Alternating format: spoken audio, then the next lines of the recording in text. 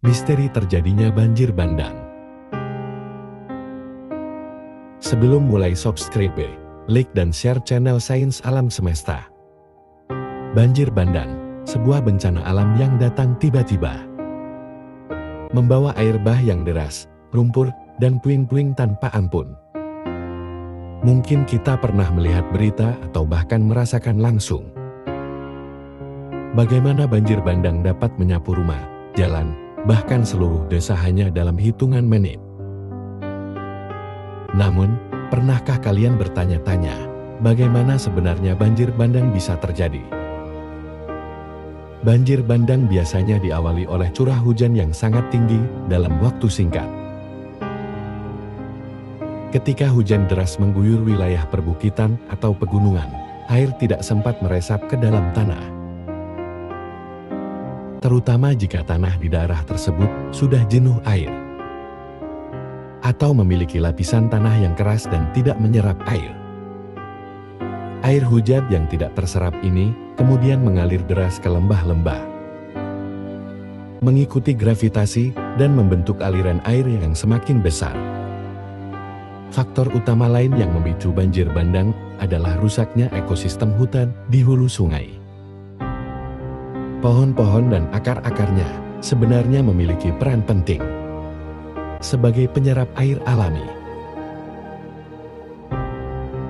Mereka mampu menahan air hujan, mengurangi kecepatan alirannya, dan menyimpannya dalam tanah.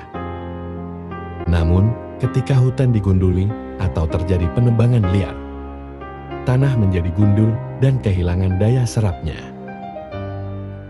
Air hujan langsung meluncur tanpa hambatan, membawa tanah dan bebatuan bersama arusnya. Banjir bandang juga dapat dipicu oleh jebolnya bendungan alami atau buatan manusia. Dalam beberapa kasus, longsoran tanah atau material vulkanik dapat membendung aliran sungai. Ketika bendungan ini tidak lagi mampu menahan tekanan air, maka air akan menerobos dengan kekuatan besar, membentuk gelombang air yang sangat destruktif. Curah hujan yang sangat tinggi menyebabkan sungai meluap dan membawa arus air yang bergerak dengan kecepatan lebih dari 40 km per jam. Banjir bandang ini bisa menelan korban jiwa dan menghancurkan ratusan bangunan dalam sekejap. Selain air, banjir bandang sering membawa material seperti lumpur, batu, dan kayu yang terbawa arus. Inilah mengapa banjir bandang seringkali lebih berbahaya daripada banjir biasa. Material ini dapat menghancurkan bangunan, memutus jalan, bahkan menimbulkan tanah longsor sekunder di daerah yang dilaluinya. Namun, tidak semua banjir bandang berasal dari hujan atau bendungan yang jebol. Beberapa banjir bandang terjadi akibat aktivitas vulkanik.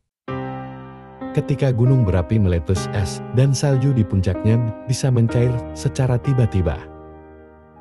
Air panas bercampur dengan material vulkanik dan membentuk lahar dingin, yang kemudian meluncur cepat ke lereng gunung dan menjadi banjir bandang. Gunung Semeru di Indonesia merupakan salah satu contoh di mana fenomena ini sering terjadi.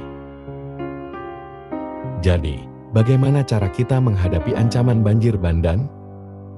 Pertama, penting untuk menjaga ekosistem hutan di daerah hulu sungai. Penghijauan dan reboisasi dapat membantu meningkatkan daya serap air.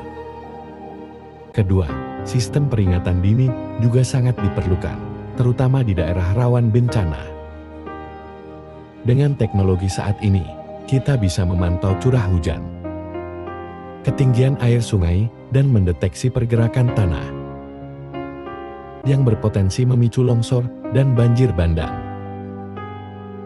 Banjir bandang mungkin datang tanpa tanda-tanda yang jelas, tetapi dengan pengetahuan dan kesiapsiagaan, kita dapat meminimalkan dampaknya dan melindungi lebih banyak nyawa. Fenomena alam ini mungkin tak terhindarkan. Tetapi alam juga memberi kita petunjuk untuk lebih bijak menjaga lingkungan.